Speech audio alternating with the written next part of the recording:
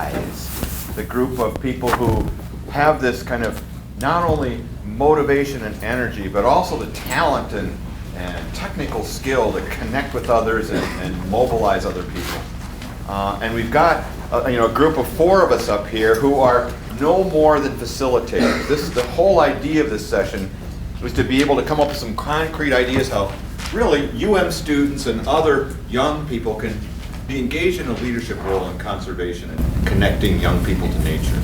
And so let me introduce Ken Soderberg from Montana Fish, Wildlife, and Parks. And Ken really didn't get enough recognition earlier, and I apologize to him for not kind of making sure that he was identified in front of the big audience, because it was Ken and Tom Baumeister and others in Fish, Wildlife, and Parks, Jeff Hagener, the director, who organized the Montana Children in Nature Summit this past fall, which is where this whole initiative and this Missoula network got started. So Ken, thanks for that and providing leadership there. Of course, Rick Potts, you just heard from not only just a few moments ago in the large session, but last night from the National Park Service. Jamie Fields is working with Rick in the National Office of the Park Service, and really her job is to kind of develop this idea of this network group of young people to be able to provide leadership in conservation. So Jamie's got a lot to offer. And again, I'm Jim Birchfield, interim dean of the College of Forestry and Conservation, and kind of a hanger-on, learning a lot about this as I go. And back over here in the corner is next to the door, who's got a big smile on her face, is Donna Gockler, who's, that's you, who's really been the energy to make this thing happen. Donna, thanks for all that quiet behind-the-scenes work. That really is just essential. And I know we got a lot of other great people here. I see Carrie Gunderson, who's on our faculty, and Paula Fisher, and a bunch of other people I know, and even some students in my class, which is like extra bonus points, baby. That's really nice. I'm going to let Ken, maybe you have some remarks. You haven't had a chance to speak, and and maybe Jamie, you go next, because you've heard from me and Rick, and we've probably got nothing new to say. But we want to be able to do is to be able to come up with some suggestions and ideas, and I think I can write reasonably clearly. Of course, I, the last second, forgot my thumbtack, so I don't know what I'm going to do with these sheets of paper, but well, we'll wayfind somehow. And I'll try to write some key things down. Ken, so take it away. The interest that I have in this particular session is revolves largely around our use of student interns in FWP. Right now, there's 30 internship opportunities for students to participate within the department in a whole range of interests, from interpretation to working with biologists to working with our design and construction bureau. So there's a whole range of needs that we have in terms of looking for help from students. And so from my perspective, I would like to know how we as an agency can be more effective in recruiting people, how we can be more effective in designing internship experiences that will be meaningful to students, and just having a conversation about the changing, really the changing roles that as you get into these fields that are emerging. I think we're going, as Rick was saying last night, when we got into the field, it was you were kind of in your own sphere, and you didn't step out and you didn't ask people to step inside of it. And that has completely changed now. And so what we need are people that come out of school as good facilitators and can initiate conversation between people and be able to navigate their way through all the very difficult decision-making processes that are involved when you gather a group of people with opposing viewpoints together. And so I think that's one of the things that I'd like to touch on as we talk about it. Great, thanks, Ken. Jamie. My interest in this subject comes largely from, I've been a recreation planner for several years now, and when I go to professional conferences, I look around and everybody's ready to retire, and then there's me. And, and I kind of wonder, where is everybody? And when I go outside and play with my friends, all my friends are in their mid to late 30s. I have very few friends that are in their 20s. And I know that there's lots of people out in their 20s playing, but it seems like the number is declining. And So my approach to things is, okay, well, where is everybody and why aren't they here? Why aren't they interested? And maybe that's not true around here, and that's certainly not true in this room, but it's definitely true around the country.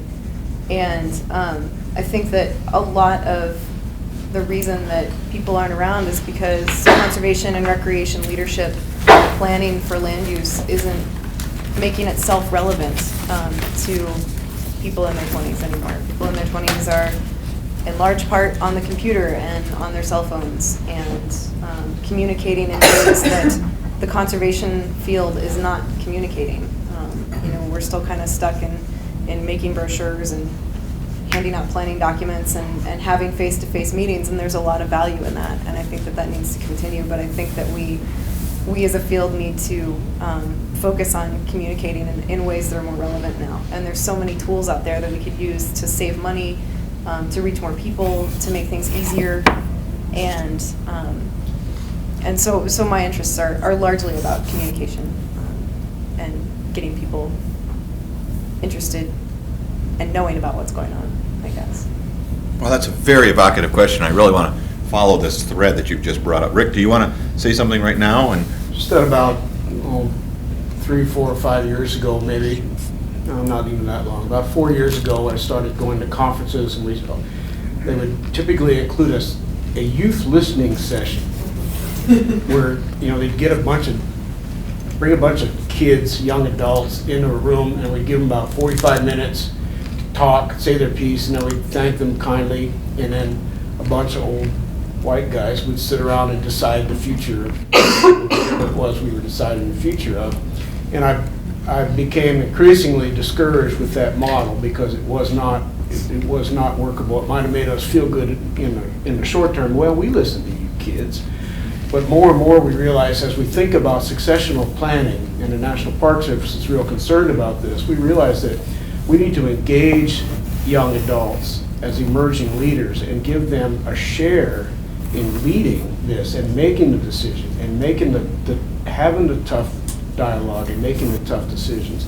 And it's not just enough for you or us to be just giving us a 45-minute soundbite and then walking out the door, and then we go on to business as usual. So what this is all about now is really a new model of a shared leadership role where we will be passing the reins of leadership and managing our parks and protected areas from one generation who will gradually retire. It may not be as quickly as some of us thought because of this recent year has been unkind to many 401ks. But eventually, we will go and we'll check out and hand the reins over completely. We want to make sure that they're going into good hands. So that's what this is all about. great. I don't have anything new to add to this, but Jamie, what you just said, and help me if I'm wrong here, that you want to do something a little bit different, but can we just address this question for a moment? You talked about these young professionals, why aren't they here, Jamie? You talked about let's have the youth listening session and having this kind of this handoff. But how is it that this becomes relevant to young people? I mean, I think I'm young, but I know I'm not. What I think is cool is not what my daughter thinks is cool. So I can't answer this question. I can answer it for me, but that's not what's important. What is it that would make it relevant to you? Anyone want to take a stab at that? Heidi, you're just like, oh boy, don't go like me. I'll say something. Yeah. I teach with the high school animal, and they want to do things that they perceive as cool and exciting. In fact, when I take them outdoors, a complaint that I have, even if they're journaling or making observations, is that, well, we're not doing anything, we're not learning anything. They have become so tied into standards and assessment that they can't, a lot of them reject doing any of that work, but when they're given work that is more reflective and more meaningful, they don't consider it as legitimate. And one thing, because I'm not Gen Wise, I see, college students as having that kind of cool, sexy appeal. And it seems like when we do partnerships and things, it's oftentimes that they're with little kids who still look at their teachers and see them as cool too. And it would be nice to see partnerships between colleges and high school, because that is kind of the immediate generation that needs to step up. And a lot of them are really confused and really conflicted in their interests right now. And they've been told, okay, if you don't want to do this, just say you don't want to do it, and that's your right, because they're so overindulged. So they often shy away from these opportunities. But I think college students have the ability to kind of make that seem hip to them, Sure. perhaps. I mean, my son is now 18 years old and a college student. And he's thought he was cool since he was like 9. But during his kind of period of middle school to high school, like you're describing, he thought that you guys could do no wrong. I mean, whatever someone who was 19 or 20 or 21 was saying or doing was like, wow, I want to be like you. How can I, whatever you said. What I said, the neighbor down the street who was, hanging out and, throwing the football in the backyard. Oh, gosh, look at him. So, now the question I have to you is, do you have any interest in connecting with a 15-year-old or a high school student, or are you so close to it it's like, oh, please no. It's so painful that I find you out of there. I originally came from Chicagoland area, and I noticed the only reason that I really became connected with the outside environment was because my parents directly connected me. I mean, they brought me out here, and since I was a child, I've always had an interest, in the outdoors, outdoor recreation, and preserving the environment. But a problem with a lot of the kids that I've noticed is like a lot of them just don't really have any pertaining interest. If they're not shown something, exposed to something at a young age, a lot of the time they'll be localized. They won't think there's anything outside of their safety zone. Mm-hmm. And I think exposure to outside elements outside of children's safety zone is like integral in being able to influence them in experiencing nature. All right. Yeah, go ahead. And to go on with that, when you're younger and you learn how to do something, you learn the skills, as you were mentioning last night, you learn how to camp. Your parents show you these things, how to do it correctly. And you have those skills when people get older to the stage of, I gotta be whatever, the high school ego that you get. And if you have those skills, then you're more likely to go and use them, because you're not so afraid that you're gonna fall. I mean, you're gonna humiliate yourself because you don't know how to put up a tent or something when your friends want to go camping. So if you guys are in the college age bracket and you're like the cool can do no wrong group to a group of 15-year-olds, do you want to take them out and teach them those skills? I do. I would take a group of people. Do you have opportunities to do that? Not unless I went up to, I don't really know any 15-year-olds here, so I think their parents would probably think I was very strange taking them into the woods.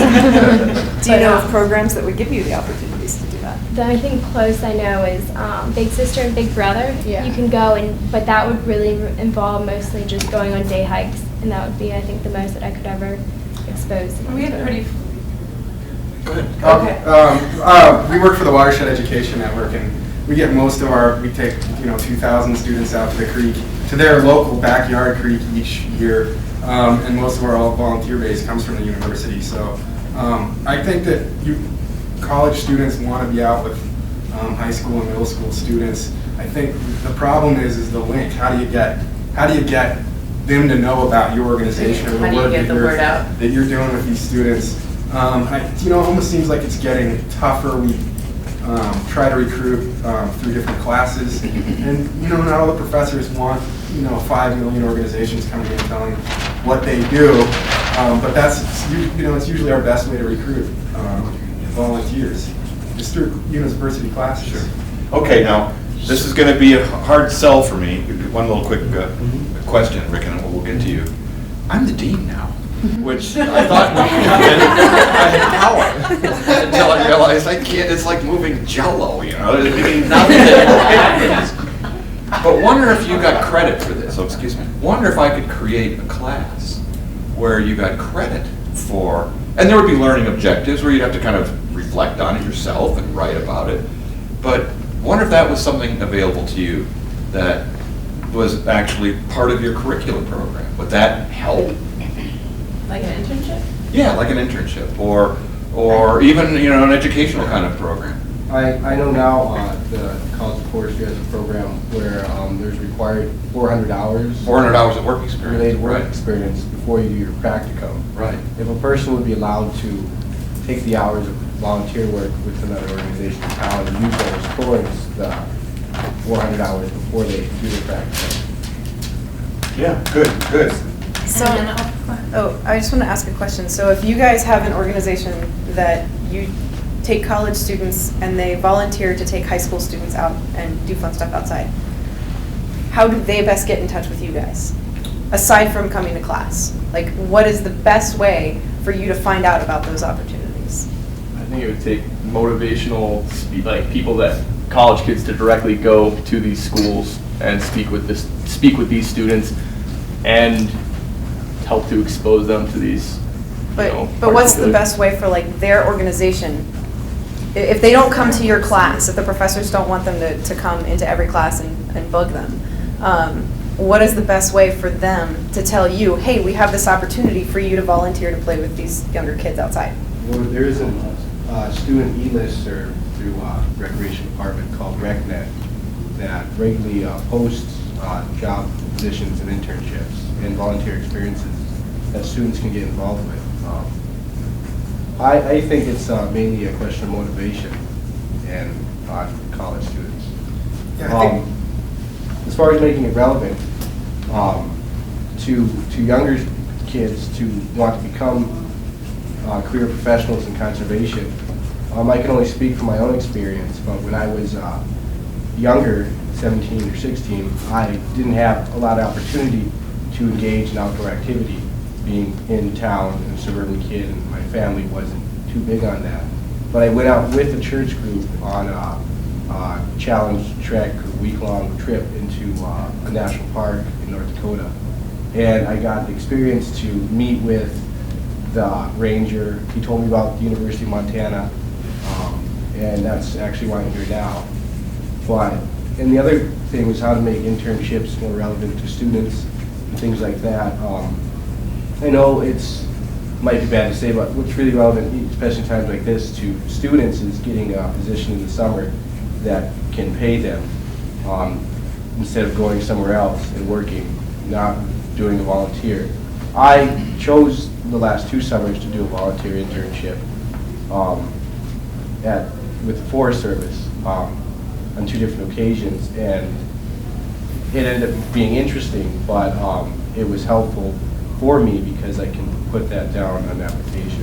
But I think Mike Patterson, who's my advisor, had an article in front of his office about how the government land management agencies may be focusing too much on relying on unpaid internships or volunteers for their programs in the summer. And it might be making students think that they're not being compensated for the work they do over the summer, or they could go somewhere else, maybe do something else and get better compensation. So advocating for paying the students. Rick, you had a comment, I kind of cut you off.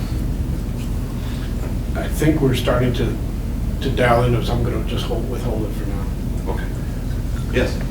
I feel like one of the problems we run into, I work for the Montana Conservation Corps, and we kind of do similar things, is just finding the adolescents to participate. We have young, mid-20s folks right out of college leading youth crews, but in the summer it's just how do we tap into the school systems and as an organization that strives to increase the number of adolescents we serve. It's a struggle to find them because they're so busy, because there's so much structure. Like the adolescent age range seems to be something that is missed in some of these conversations, because people don't think that is sort of this typical is that they're doing lots of sports and structured play and sort of these different areas. Sort of once you turn 12 or 13, that's no longer relevant.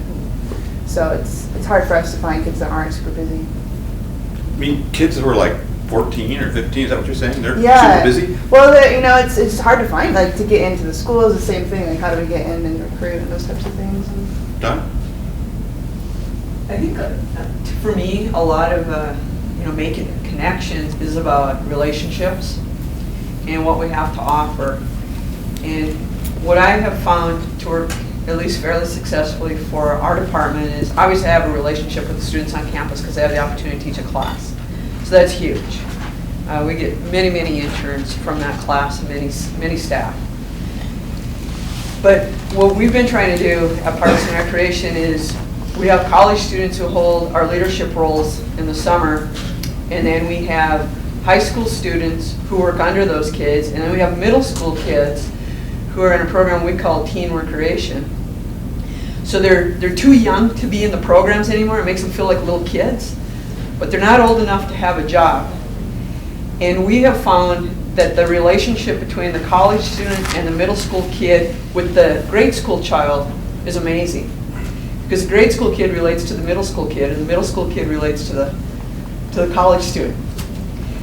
And what I've discovered through that is I have had employees who are 20 years old who have been with us for 8 years, who know everything that we would ever want a young person to know, to be employed with us. And I've always been looking for ways to expand that, because it's those early encounters that I find are so successful, that we all find are so very successful. And I think the other thing we've tried to do with that age group, because they are so busy, middle school kids are really busy, is we start our program by meeting with the kids and the parents. And we give them multiple opportunities to choose what they want to do, what hours they want to do, and then that's their job. So if they chose Monday and Wednesday from 10 to noon, coaching other kids or working in the park, doing park maintenance, that's what they do for the summer. And when they complete that, we give them lots of different kinds of rewards. And the most rewarding thing I've learned from that program is the kids like it not because of the trip to Silverwood or the rock climbing trip or the backpacking trip, but because they felt like they gave back to their community. And that shocked me when I started interviewing the kids. Why do you do this? I think the other thing with our internships that we've tried to do, and this is really challenging in government, and I think we need to do our best to change government, is we try and interview students, college students. My first question is, well, what do you want to be when you grow up? And how can we gear that internship to be relevant to what you think you want to do when you leave us? And for some students, they have no idea. They say, I just want to try everything. And that's a more challenging internship to put together. For other students, maybe they want the experience in any number of areas that we can offer. Our shortcoming has been is we don't have enough staff to provide a meaningful internship, because I just feel it's really important that if I'm going to have an intern, that they're ready for a career when they leave us. Can I get back to this question of motivation for just a minute?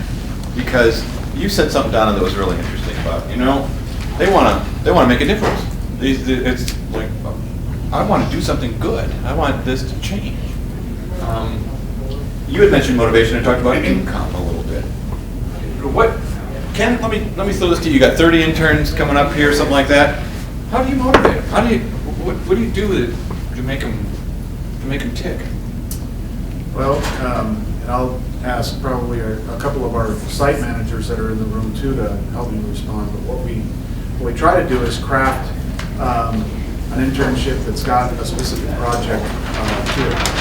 Honestly, we have staffing shortfalls, and so we're looking for folks that can clean toilets, that can take campground fees, that can do all the things that that are some of the staff things that we typically do.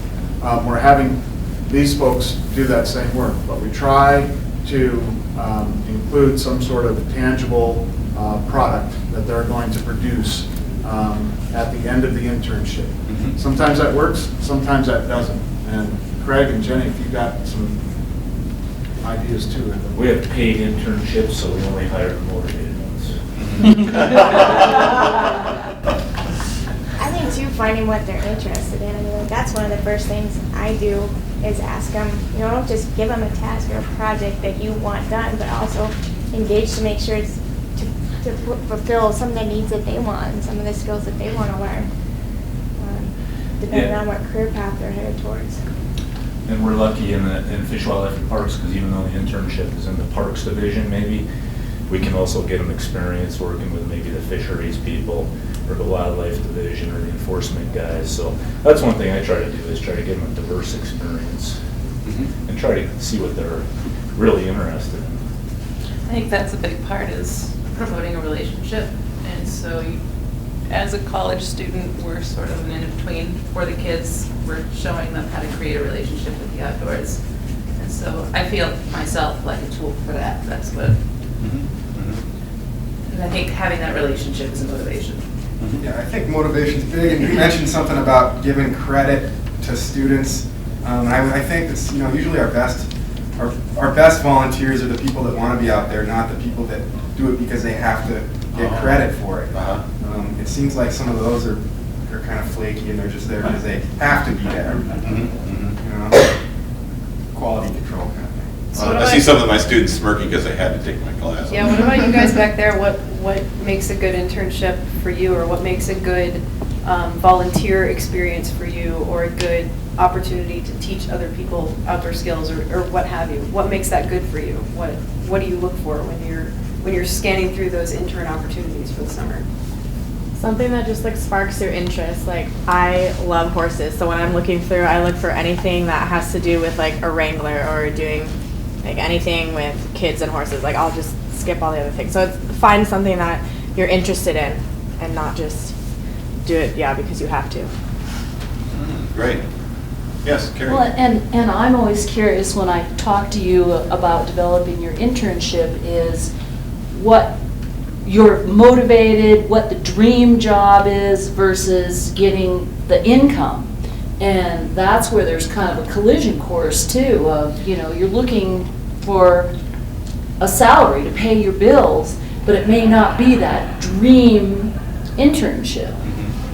And I encourage you to pursue your dreams because you never know where it may take you. I think for myself, when I chose my internship last year, it was advertised as an opportunity to learn about wilderness management, engage with the wilderness manager as my supervisor. There would be only 4 other employees, so I would have an opportunity to work with him every day. It felt more like a collaborative experience, I guess, than just me doing something that he doesn't want to do. He actually did everything I did better. But Good. Other comments? Yes? I know, when I was looking for internships, when I was in college, one of the driving forces for me was location. I'm from upstate New York originally, and coming to Montana was a dream in itself. So going to those, I guess, big dream kind of places or special places. And then another thing that I always looked for was what would my networking opportunities be like? Like what is my mentor going to be able to expose me to, or who is my mentor going to be able to expose me to? I always. Good. What's the right amount of money? What when you're flipping through those internships, what's the right amount of money? Enough to pay your bills. Survive. Honestly, what we compete with is fast food places, that are paying a pretty good hourly wage, and that's our competition because folks are looking to make the most out of their summer so they can fill their wallet with the most amount of cash by fall. And so that's one of the challenges that we have, Mhm. is the competition with, the private sector that is paying better. The desire of the student might be. What's that? I think a college student hopefully would look at that when looking for an internship. It's a free education, whereas working at a fast food place or something along those lines. I guess it's an education in its own right, but an internship is an education in the field that you want to pursue. But I think I'm unique in that I've been doing one for free for 2 years now. But it's a free education. I've been learning so much that I haven't had the opportunity to learn at the university. I think it's also the experience, because you want to go to have like a good time. So yeah, you've been doing it for free and you're not getting paid, but you're having so much fun and learning like while you're there. Like I have gone back to camp for 3 years because it's the experience. I don't get paid that much, but the experience makes me want to go back. It's how you keep these people like Heidi, who's awesome and been doing 2 years for free, to stick around. And I think that's a big part. That's a big part of the Now, relationship piece. So, is there some kind of, very complex economic argument that's not all financial? It's not just the $8 an hour flipping burgers, but it's the poor internship pay, which is just, $15 a day plus expenses and live in a cool place. That calculus, is that what's going on in interns' minds? Well, the other thing I looked for was, particularly if I was going to go somewhere other than Missoula, I knew I wasn't going to have money because it was a volunteer internship, so the housing would be provided. Okay. An opportunity to not have to worry about paying rent during the summer. Good. Or some form of, you can use a camping spot or something, an area that they would have for you, so you wouldn't have to worry about yourself. That's a great point. So can I ask you guys a question? When you get out of college, how do you think you're going to find out about opportunities to continue to do that stuff, either in your professional lives or in your personal time? Like, you have a listserv now in your college. How can we as a professional field communicate to you about opportunities that are available to play outside and to help others play outside?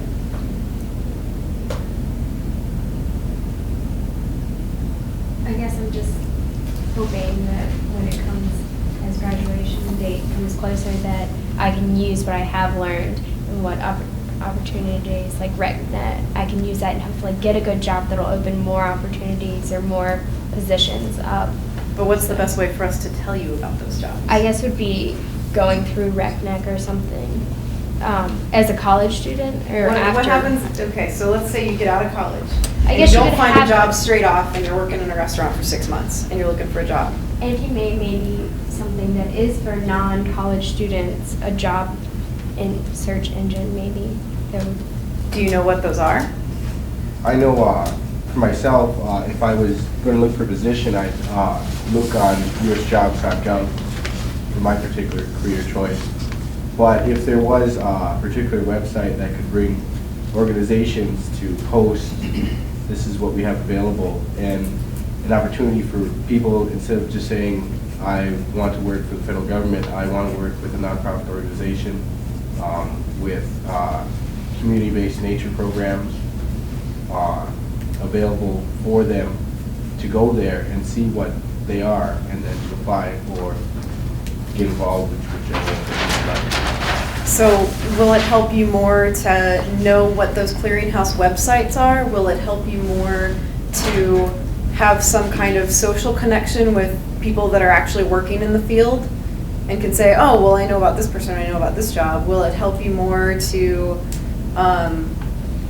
drive around in some place that you want to live and knock on doors and say, hey, do you have a job? Like what is it that you guys envision for how you find out about these opportunities that come next? Well, this is a great idea right here, the Children Nature Summit, because I have an opportunity to visit with Donna Gunther, people from the Watershed Network, others, Carrie Gunderson, who manages RecNet. maybe something where there's a sort of a meeting once a semester, I'm sure there is, but with people stating, this is the opportunity we have available for this specific sort of community-based nature program in Missoula. I was gonna say like a networking meeting where you just have a bunch of different people in different positions, and it's like open to college grads or like whatever your market is, and then post flyers around so then people can go to those meetings and like have a selection of people or jobs that are being offered. It could So be kind of like a the job fair? Yeah. It could come from the forestry department, so it is, just going to the job fair, I know majority of the jobs I want, people aren't gonna be there. So I don't choose to go to the job fair. But if it was a job fair that was based off of forestry, rec management jobs, I would come instantly. I would know, I would mark it in my calendar. And networking while you're a student, I think, is key. Oh, yeah. Like forestry club. Yeah, and then I know for me, I just graduated, and if I had to go look for another job, I would probably go back to my experiences that I've had through college. For example, my internship, I made relationships there, so I would maybe call them. Or go back to my first experience with the Forest Service where I first got my job, or that's where I would get some information. I was thinking, because the internet, I don't really like using the internet, but that's where we would like go back to, and I would try to go back to my relationships that I made and see if they know of anything. So. Sure, good, of course. Thanks, Sonia. I noticed that the USA Gov websites, a lot of the application processes now for jobs are like directly, everything takes place online almost. Yeah. I think it's kind of takes away the personable, nature of actual, actually getting to know these agencies, and who works in these agencies. Like I really do think it, you want to meet these people head on. All you have is a name and an email address. It doesn't really give you the opportunity to know these people and see exactly what they do. Yeah, you're right. I think every job I have ever gotten in my life was based on an interview. It wasn't based on a formal interview. It was based on, who are you? And, what do you want? And guess what? I got a job. Job I wasn't even looking for. But that's how I've gotten jobs, have been relationships. Has that been your experience, you guys? I mean, I was wondering if there's a part of a 400 level class that introduces students to all the professional organizations that are out there. Because what you'll find is that each one of those has a job network, National Association for Interpretation, National Park and Rec Association, Montana Park and Rec Association, all have places where jobs are posted. And if students understand that there's that whole network of professional organizations, and they can understand what those organizations focus on and kind of match their interests and skill sets to those, that's a great way to start shopping for jobs.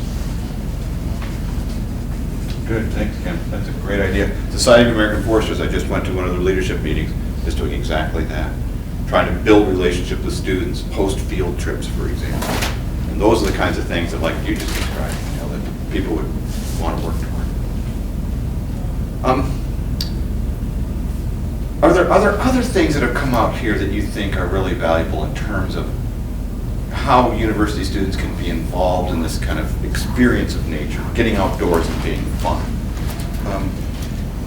What are some of the things that people right now experience outside that is just fun? I was really taken by your talk last night, Rick, about this is what it means. It's not a duty or it's not a requirement like you have just said. It's just you want to do it because it's fun. I mean, the 73-year-old golf woman was a little, over the top, but I play golf, and I think that's fun. And I get outside, and I've had people from that Patty Canyon neighborhood up there come into my office and say, can you prove how bad FALF is for the land so we can stop these people? And I'm one of those people. You're talking to the wrong guy. And they're horribly disappointed. But what is it that you do right now that is fun? That would conceivably be fun for someone who's 14 or 15? I go on like 5-hour trail rides on with my horse every weekend. Good. I've heard a couple things about horses. And speaking of the effectiveness of NOLS courses and outward bound programs, I think extended backcountry trips are very, very useful in connecting people to the outdoors. Great. Can I make an observation? I'm just thinking about how the people that are here already had that hook. And I guess when I think about mobilizing, I think about how do we get those people that haven't had those experiences. And ultimately, I wonder if it doesn't mean legitimizing this in the public education. I mean, we should have standards for environmental education. We should be saying that getting outside and connecting with nature, is legitimate, and that really has to come from the educational institution. Because I mean, everyone that's given that opportunity as a child, I think, does benefit from it. And I guess I'm curious, are those 30 internships are not being filled each summer? Is that the case? Because I always thought it was very competitive to get internships at the college level. They're being filled. The ones on the western side of the state fill faster than the ones on the eastern side. Okay. So, I mean, could that also, though, be kind of the priorities or the culture of the western side versus the eastern side, or are people from the western side not wanting to go east to do those? Or I think the housing issue comes up. Yeah, even that would trying make to get sense. U of M people to come to Helena, if they don't have a place or to stay or a family, it makes it pretty tough. Yes, Donna. To me, we kind of got two discussions going in a sense. Because when I think about relevancy, and maybe kind of jumping on what Kathleen's saying here, is part of our relevancy as a children in nature movement and as a profession, for me, is always trying to balance the message that what we deliver is fun, and that fun truly is essential, and that the environment is really a complete economic benefit. And I think that over the years, whether, and it's related to a lot of things. It's related to politics, and it's related to many, many years of slashing jobs and cutbacks. And so I think it's hard I would assume that it would be hard for a young person to think, now there's a career that I can have. Because I've spent much of my life trying to defend the relevancy of my own job that I've had for, several jobs over the last, 20, 30 years. And the whole Children in Nature movement is really getting at what we're trying to do is to prove the relevancy of the work we do. And if we can help, it happens at a lot of layers. One is introducing very young children and families to the outdoor environment. And we're all sitting in here probably having had those experiences. That's why we're here. But how do we bring that? So one of my answers is I'd love to work with students. I'd love to figure out a way that I can pay money from the city to the university instead of having to go through payroll type issues. That we actually contract with the university to offer programs, or we contract with any other agency, because I suspect that we all have so many personnel roles. So there's that piece. But the relevancy piece to me is really what we have an opportunity with the Children in Nature is how do we explain even to the new parent that this is critical. Fun is part of our job. And if we all bought into that, if we all thought that social capital and the environment was as important as money, I don't think we'd be struggling so much with relevancy in our profession. And that's just kind of a personal take or a personal experience I think I've endured, having entered the field in '81 and gone through Reaganomics from the very start, and seeing how things have transpired. And it would be hard. Well, I think that's why this is such an exciting time now, Absolutely. Donna. Because that's couldn't agree more. over. I mean, it's kind of like we can't even believe it. That we've woken up. And so now what? And that's what we're being asked. And that's what your generation is on the cusp of taking on this leadership and moving this vision forward, a legitimate vision that fun is work. That's a strange way to put it, isn't it? That fun is something that is meaningful. Fun isn't work. Fun is something important and something that we can credit. And yet it's tough for us to be able to make those things go together. So my question is, we have all of these children in nature summits, and they're all fun and wonderful, and we all get really jazzed and excited, and we keep talking about the same things over and over and over again. But what are we doing to talk to people that aren't playing outside? What are we doing to talk to people who are college age, who are just entering the workforce, who are in high school and in elementary school and in middle school? What are we doing to say, hey, hello, play outside? I feel like we keep talking to ourselves, and the only people that we're reaching are ourselves. And maybe we're reaching some little kids that their parents are like, oh, well, we can spend an afternoon doing that program, that's cool, we'll do that. But when people get out of college and they're just entering the workforce, they have busy lives and they're doing a lot of stuff. They're trying to make money, they're trying to get their future set up. When they're in college, they got 50 gajillion things going on because you want to have, all your extracurricular activities and your classes and your homework and your friends. Like, how are we reaching these people that are not on board already? Are we doing anything? And if not, what can we do?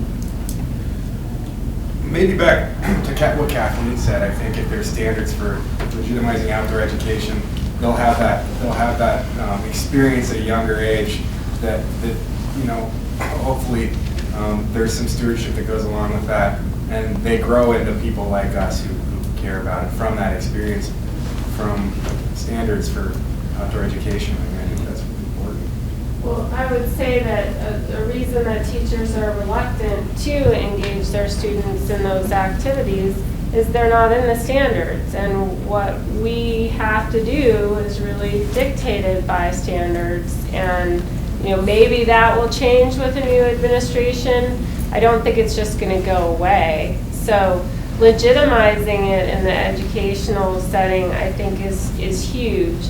Because I do sense that students even don't value it. Like, they're like, why should I be journaling? This is science class. Or, they don't see that relationship with having an experience that can really round you out as being worthwhile and worth their time. So what's the communication channel to do that? Montana Environment. I think there needs to be a state. I think people need to say to the state level, we want to see standards for environmental ed, and we want to, who knows which curriculum it's going to come out under. Maybe it's a mixture, maybe it's in the health and PE standards, maybe it's also in science, but our priorities just seem so totally mixed to me. I mean, we're testing and we're drilling and we're all living in fear of these tests, and that's where our priorities are. And so for me to take my kids outside for a period, sometimes they just are goofy, and I go, you know what? I'm okay with that because they're outside. I let go of, okay, this was our plan, and if it just goes off in some other way, I let go. But I'm exceptional in that. I mean, there are a lot of people that are like, nope, we don't have time, we don't have time, we don't have time. So you're suggesting that in order to reach the younger group of kids, the elementary, middle, high school, there needs to be an institutional change in how we look at our standards. I think so. So what about... And that we actually, vocalize or verbalize or whatever that this as a priority.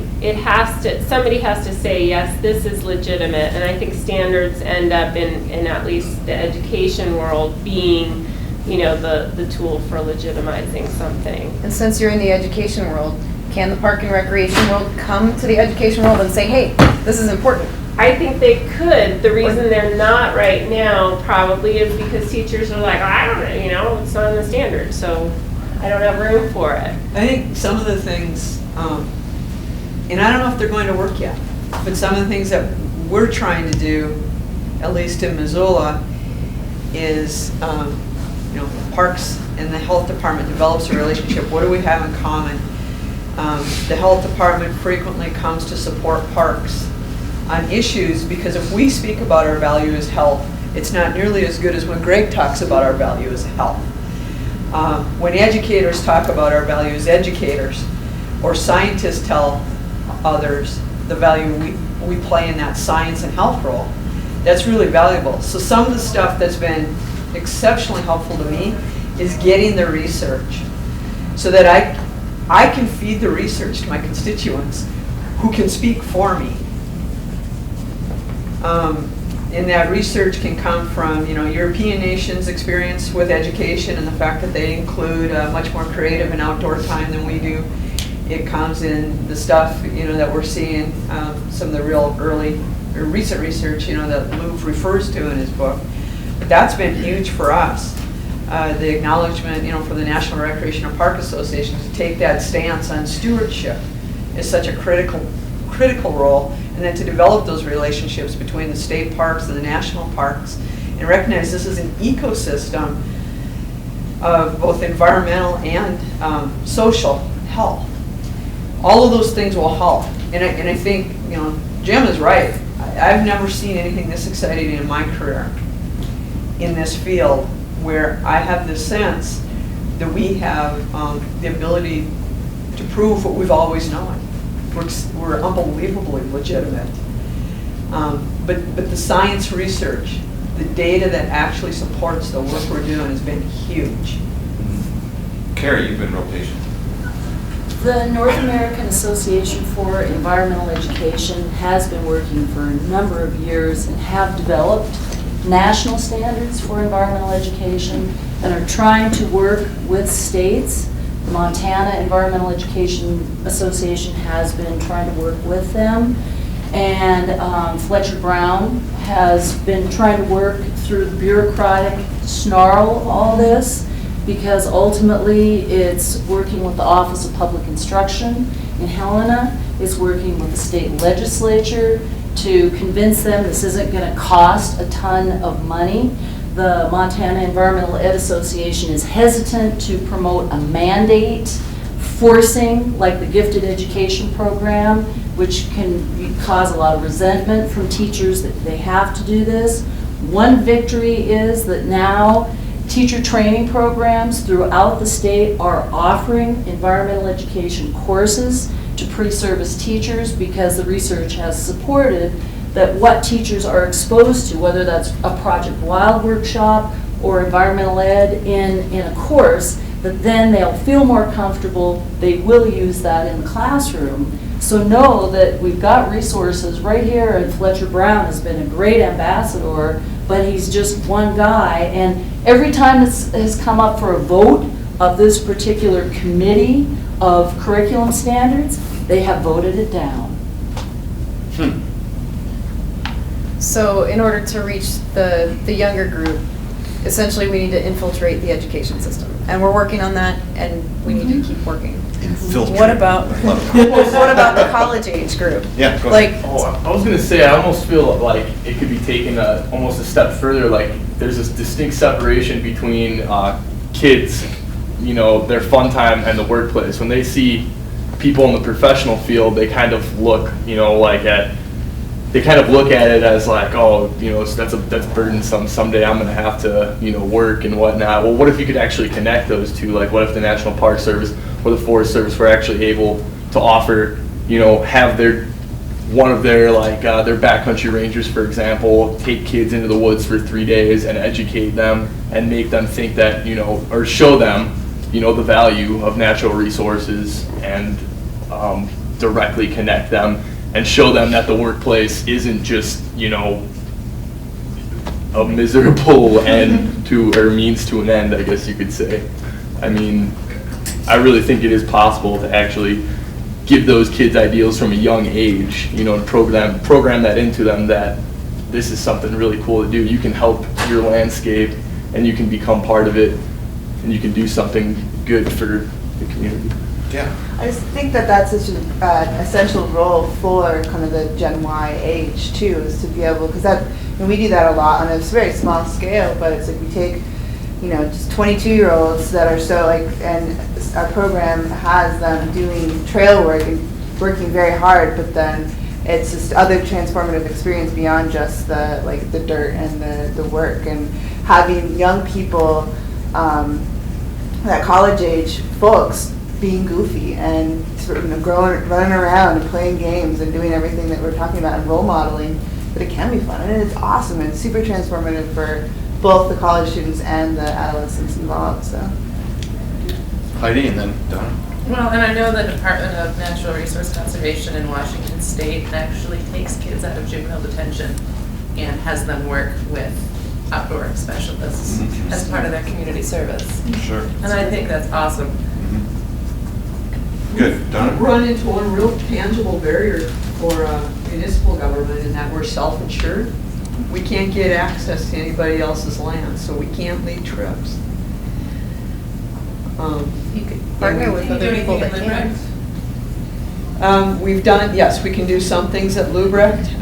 There, not so many years ago, though, we used to go out on the Forest Service lands regularly and some of the other federal lands, and we lost that because of self-insurance, and we cannot, we're trying to work through that. I think we should go back at that. The chief of the Forest Service, Gail Kimball, has this Kids in the Woods program.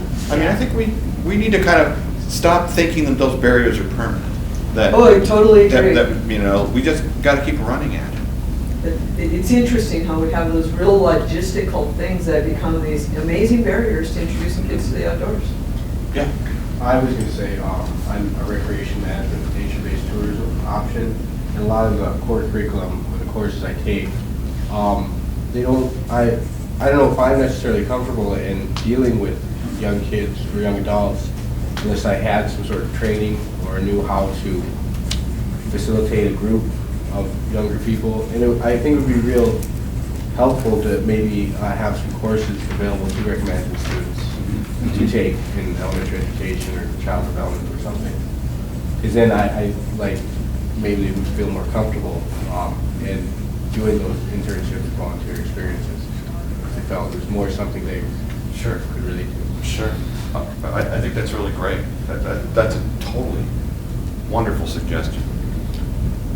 Yes, Rick. And I'd like to follow up on that because I've envisioned what I think might be evolving. There's 3 new types of jobs that I see potentially evolving on a near horizon as we enter this period of actively engaging both Generation Y and younger kids, particularly in light of the economic stimulus that's about to come our way. Hopefully that'll get signed tomorrow and start rolling out the door. So we are literally on the edge of some really cool things happening. And those three new jobs that don't really exist right now in many ways are going to require some tweaking of existing curriculum to prepare you for that. And the one that you just mentioned is the one I've been calling the Ranger Mentor. And that's kind of the recreational ranger that I envision we will be hiring, we will be looking for, whose job it is will be to go out and actively engage younger kids and parents and take them out. And utilizing your technical skills as a camper or a hiker or a mountain biker or a climber or a skier or paddler, whatever, teach these kids and their parents, help them to regain the link that has been broken and get them back on the landscape. So ranger mentors or recreation rangers, if you will, is one. The second one that I envision evolving is something I'm calling the herd boss. And that's, one of the main complaints I've heard from agencies is that we don't have time to babysit these crews of young people coming into the park doing work. And so what I would like to see is organizations like Montana Conservation Corps bring back some of their alumni and run them through graduate school, where they get leadership training, project management, logistical coordination, communication skills, and then have them available to hire out to be the liaison between the agency and the group, the youth group that comes in to do work on agency lands. And then the third one that I envision, I call community organizer. And that's a person who is taught collaboration, facilitation skills, strong communication skills, community outreach and organizing skills that we might then be able to hire on with some of our extension projects out in communities, to hire them on as project assistants so that maybe they could work with Gary Weiner, who's our RTCA staffer here, who was helping to catalyze the Milltown Dam removal and the restoration project for the confluence of the Blackfoot and Clark Fork. Maybe then we could hire a couple of recent graduates to do that and then fast track them into those leadership skills. And I think one or two or all three of those might be showing up within the next year or so. No, that's really encouraging to hear. Yeah. Hey, even though I'm supposed to be the facilitator, I want to throw out one of my ideas. and I thought of it this morning when Ed was talking about, because we had this little group together this morning, and I was, let's use existing institutions, so old school, all the churches and the bridge clubs, I don't know what I was saying. Ed was boring, what do young people do to aggregate? I mean, they have like skateboarding groups and they, extreme sports things, things that I don't do. And then it made me think of, when I think of my son when he was young, I showed his photograph to a colleague I hadn't seen in a long time. And when my son was 13, he had hair down to his shoulders, was a skateboard, it was kind of that, taking on the world. And she looked at him and says, oh, he's in 8th grade. I mean, she just immediately knew that that's what's going on. You just want to, in your face world, I'm not a kid anymore. And I thought about, why can't we create things that are taboo for us? I mean, just like Steve was saying, getting dirty. Why don't we just have big mud pits or something? Why can't you go someplace and smash stuff? Why can't you do things like make loud noises somewhere? I mean, things that are fun to someone who's that age group. And we're like, oh, no, be quiet, be obedient, be in the bridge club. And they want to do something different. Anyway, that was the only original idea I had today. I just had to get it out there. Oh, how about here first and then back? Okay, I've been hearing a lot about how, maybe the college students should teach the high school or middle school or whatever. But what about having the college seniors or grad students come down to the freshman level classes? People who've been interns come back and give people a sense of what's available. The freshmen are just finally away from home for the first time. What a perfect time to influence them by showing them what their peer group could do. Yeah. Good. And that way you don't have to, interface with a high school or whatever. You've got your own college professor peers to help. Great, thank you, Mary.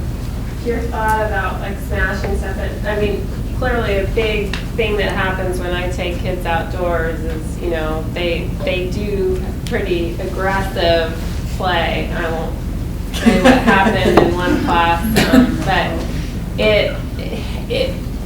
we heard a lot of people, older women, talking about golfing, and we know that you can't love a place to death, but you can certainly have things that change the quality of experience for other people. And I appreciate that we have more in common than we have, differences. Is there a way that we can generate experiences and opportunities for people to have more of a hardcore, natural experience?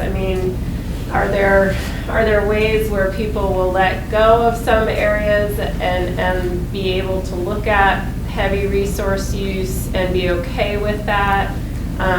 It still seems to me that is something that we struggle with, and I love that my kids in their PE classes, they go golfing. It's great. They get those opportunities, and I think they follow it through their college careers. But yeah, the resource damage is an issue, and so how do we balance that? Because I do think we're also seeing, the fun is a different kind of fun than my fun was, and I don't know that it's my place to say, build a fort anymore. The level of just the need for stimulus is very different, and I have a hard time sometimes letting go of, my kids will be like, why can't we drive over to the island? Why would we have to walk? And I'll be like, because there's opportunities as we're walking. It's not just the destination, it's the journey, but they don't like that it takes time. So I'm just, as I'm sitting there, I'm thinking about, what is the role? But when that girl was talking about, we want places we can ride off trail and all of that, I thought, gosh, there's the struggle. Like, we want people engaged, but we also want them to, follow the rules. And that may just be a bigger cultural issue, that we're not used to following rules. We're used to being selfish. And I forget who was talking about being selfish, but I recognize that is a characteristic that we sometimes display. Yes, great. One of the things that strikes me would be beneficial is to think of this as marketing challenges, and to be clear about how many people you want to have do what. And our conversation, as I've listened to it, we've wandered around a lot of different kinds of goals. And so I was going to start with one in terms of, do we want more engaged interns that are seniors in college? Is that a group? Do we not have enough? Or do we want more people to pursue the careers in resource conservation? If we don't have enough, how many do we need? And it strikes me that you've got a group that is already self-identifying. There's still some people, and of course there are people in this room that are.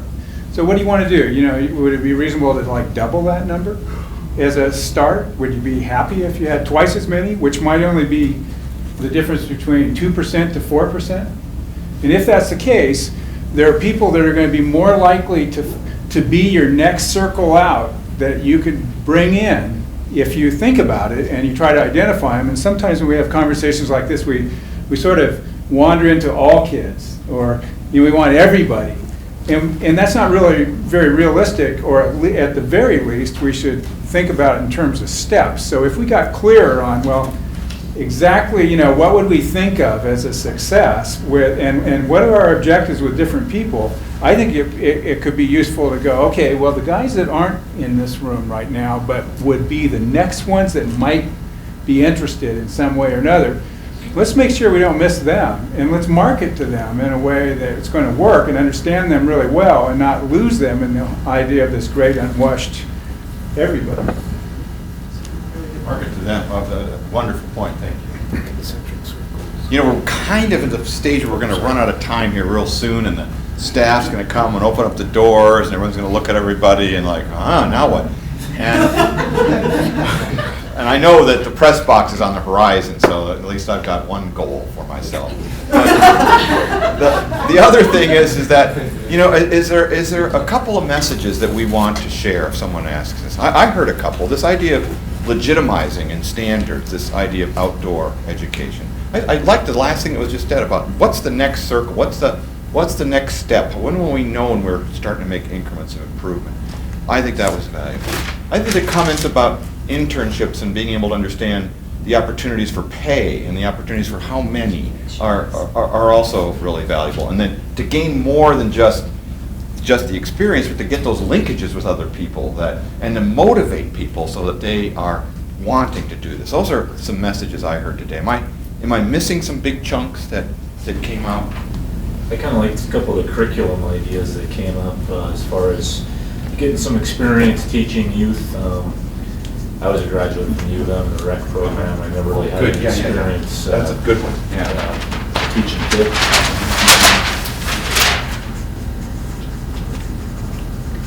Good. Great, thanks. Anything else that people want to share? Jim, I really liked when you had come back around to saying that we should stop thinking of the old barriers as being permanent. I think that's a.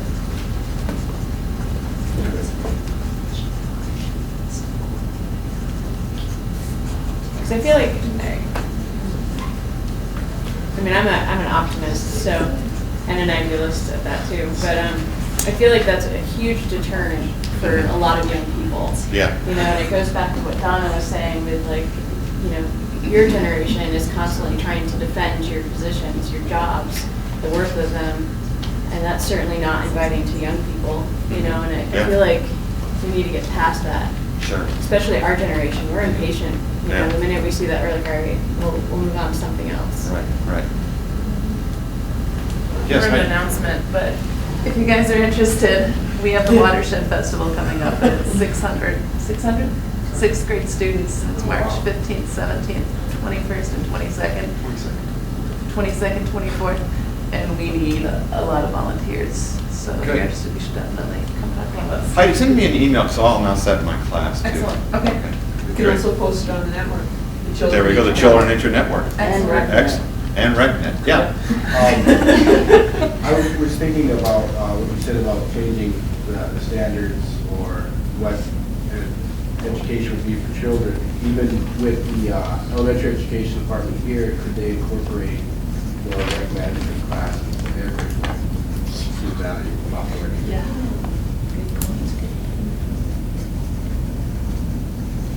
Could you just repeat that? I'm sorry. To have outdoor education classes for elementary education. Yes, okay, good. Okay, great.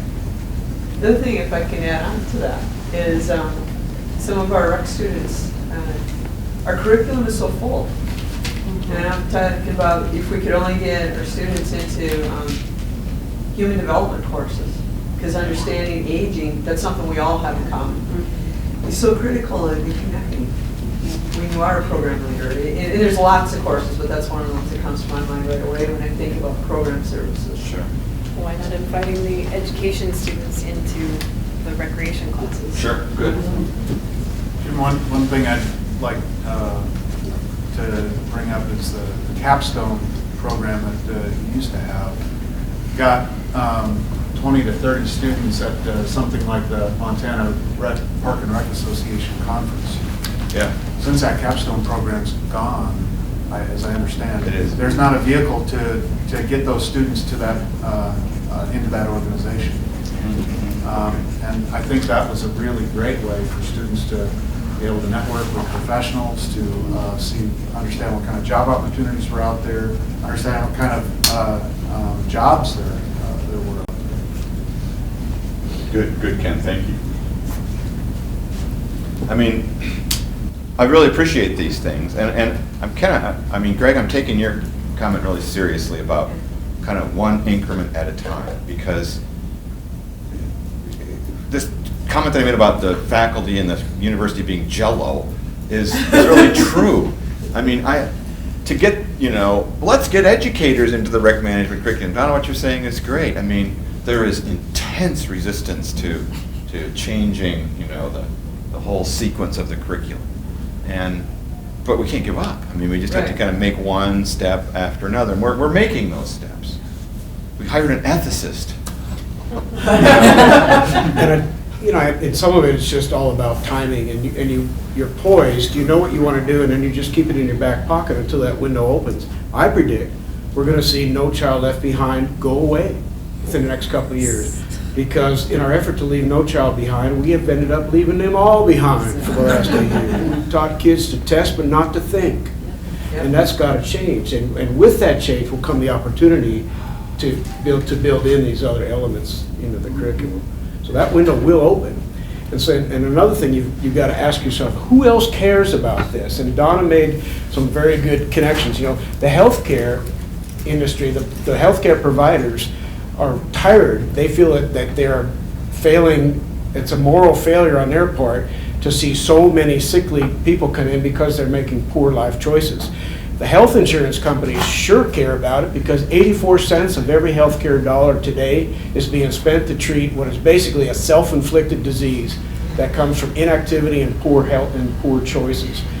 The education community definitely cares about this. And so there is a coalescing of forces that's really forming coalitions at the national, regional, and local level.